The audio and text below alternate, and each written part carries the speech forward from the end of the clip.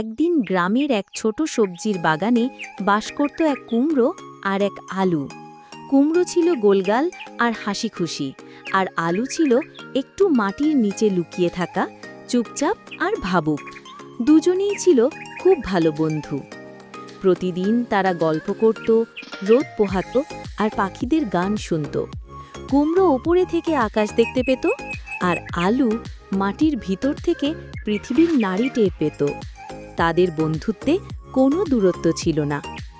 এই কুমড়ো তো বেশ মোটা হয়েছে, পাকা হয়েছে বুঝি, আর আলুও খেতে হবে, আজই তুলে ফেলবো।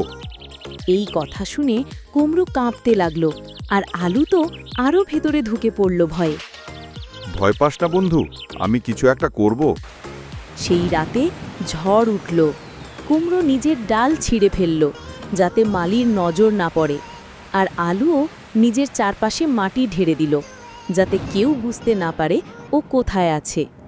পরদিন মালি এসে কিছুই খুঁজে পেল না। সে ভাবল, এই বাগানে বুঝি আর কিছু নেই। এইভাবে কুমড়ো আর আলু আবার নিরাপদে রইল। তারা বুঝতে পারল, প্রকৃত বন্ধুত্ব মানে হলো একে অপরের জন্য ত্যাগ করা। তাদের গল্প আমাদের শেখায়, সত্যিকারের বন্ধু বিপদের সময় পাশে থাকে, আর বন্ধুত্ব শুধু ওপরের হাসিতে নয়, অন্তরের গভীরতায় গাঁথা থাকে।